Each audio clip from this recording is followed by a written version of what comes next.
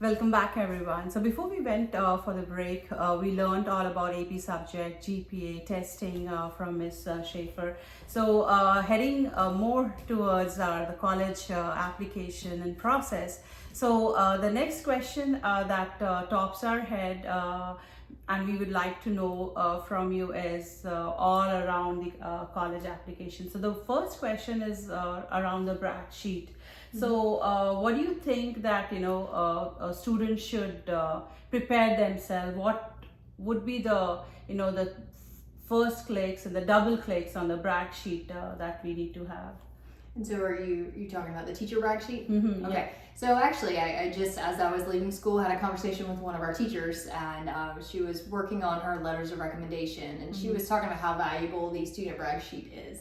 And so what a student, what many schools do, and my school does as well, we do require a student to brag about themselves, both to the teacher and the counselor, and to, even though we may know the student, as our student in class or as our counselee, we don't know them, fully, and so we don't know them like deeply as well. And so what's really important is for the student to really dive deep and really dig in and really think about the questions and really answer them honestly and be vulnerable, and give both the teacher and counselor maybe some additional information that we can really use to really talk about the student and to highlight the student and to put the student in the absolute best light. And what the teacher was telling me is that some of the students, there's a question on the teacher brag sheet.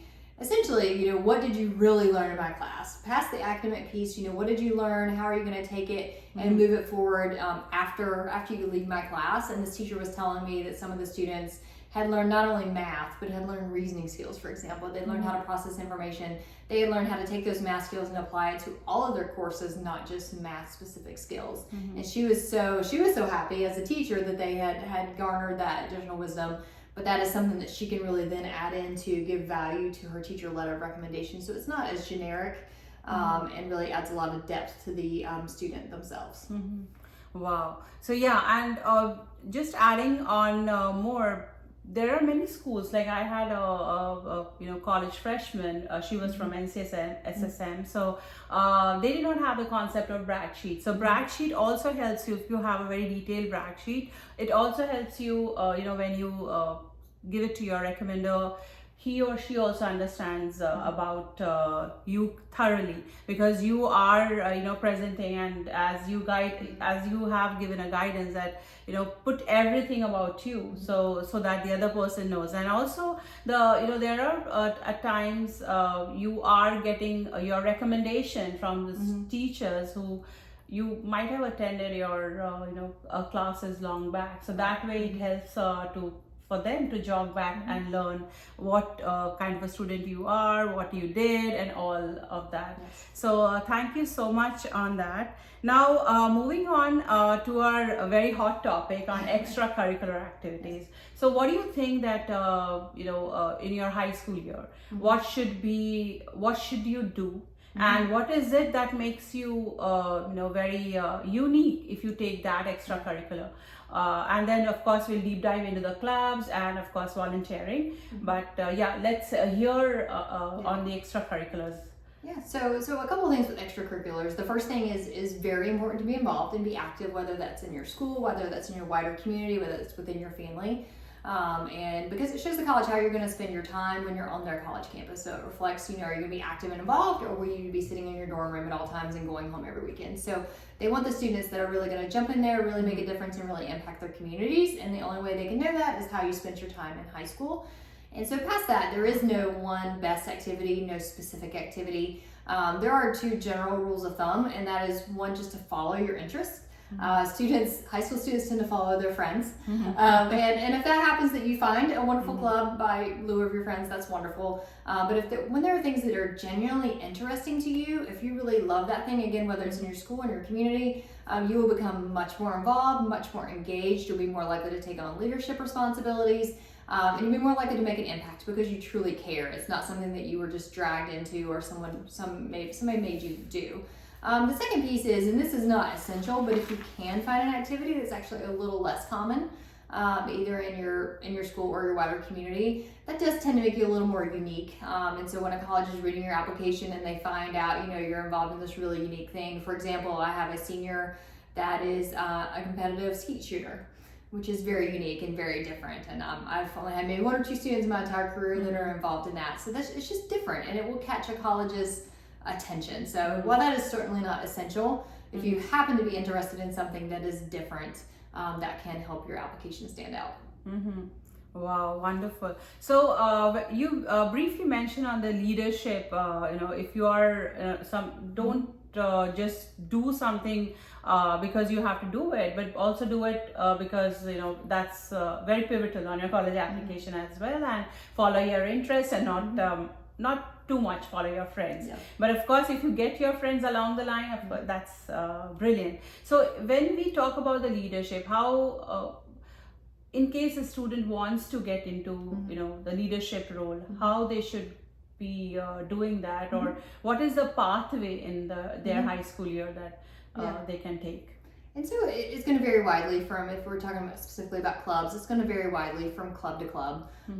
So many clubs do have, elected officers, and so if that's something you're comfortable with and something you want to do, and if there is an election, usually there are elections within various clubs, you certainly can run for those positions. But there are some students, either perhaps maybe they didn't win the election, they tried to take on a leadership role and they didn't win the election, or maybe some people are more comfortable leading more from behind. And so the important thing is really looking at your club, your organization, your activity, and seeing, where can you make change? Where do you see improvements? How can you improve things both in your school and outside the school? And if there is a fundraiser you could plan, or an event you could plan, perhaps you're really good with creativity and you want to be in charge of social media. So not being afraid to raise your hand and volunteer for something. Same thing goes for volunteering. If you see a need, maybe volunteer more hours, maybe ask them, what they can do, in addition to the things that they've already presented to you. So kind of pushing the envelope a little bit. So leadership is not always an elected position. It certainly can be, but it doesn't have to be, as long as you're making an impact in some way through your activities. And going on that line of clubs, what do you think the association of clubs should be with the high school year? Like, should you be showcasing that you were part of a lot of clubs, or maybe a handful and you had really pivotal role? What would be your guidance on that?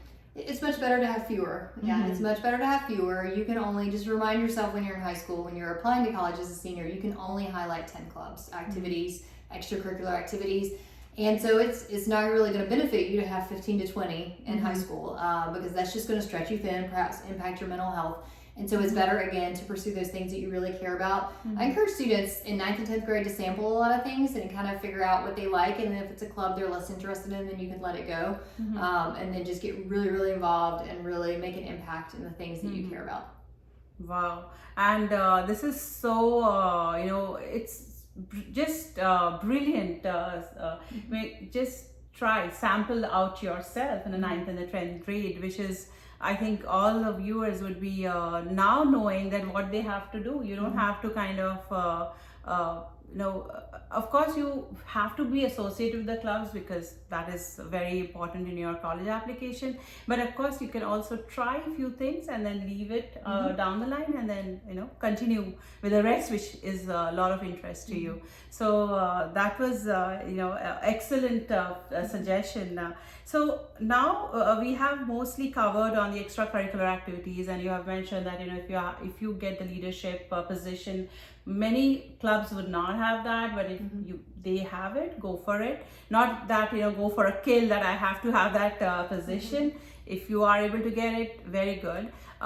So that's the extracurricular activities we have covered. We have covered on the clubs. We have also covered briefly on the volunteering. So do you think you have any other suggestion to the high schoolers on the volunteering?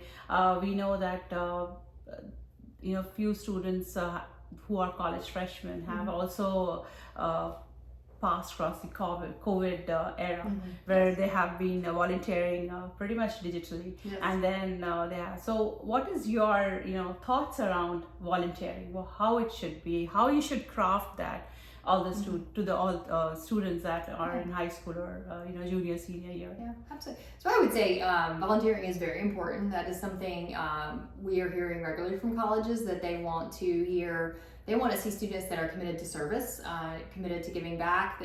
Character is a huge piece of the college application. And one way you can showcase your character and what you care about is the volunteer activities you choose to engage in. And so it's very similar to the same advice with the clubs. So I would just think about, what problems do you see? What problems would you like to solve? And then look in your local community and see what nonprofits already exist in those areas and see if you can volunteer in those nonprofits. There's certainly nothing wrong with volunteering an hour here or there at various locations. But if you can find a nonprofit where you can have a significant volunteer experience, you can give, a significant amount of hours, perhaps again take on some type of leadership role eventually with the nonprofit, then you're really, it's kind of a twofold. You're giving back, you're really helping the community, you're attacking an issue you care about, and it also looks really good on the college application. And then if you see a need and you don't see that service, in your community, then you could look at perhaps starting an organization of your own. Brilliant. That was wonderful. So do you think that any particular kind of volunteering kind of edges you over the rest? Is like, I had a few conversations with students, and one student was like, she was very comfortable with pet. Few students are not. Do you think there is a particular type of volunteering that anybody should garner, or it's just volunteering? Yeah, plain and simple volunteering. Just volunteering, plain and simple. Again, there is no cause that is better or worse than another. It's whatever you feel comfortable with. Perhaps you feel more comfortable with what's called forward-facing volunteering, where you're working with the people that you're actually helping, and then perhaps you're more comfortable with a more behind-the-scenes volunteer experience. Either one is fine. No one is better than another. And the college are actually seeing, what kind of character you're coming from, and volunteering is depicting and showing you that. So nothing is good or bad compared to each other. Everything is fine as long as you're volunteering. That is what is important. Yes. So we had a pretty deep conversation on volunteering, extracurriculars, leadership position that you can, and we have a lot more. So you are, you're not allowed to leave anywhere. You're not allowed to go anywhere, and just come back, have a quick water break, and see you soon.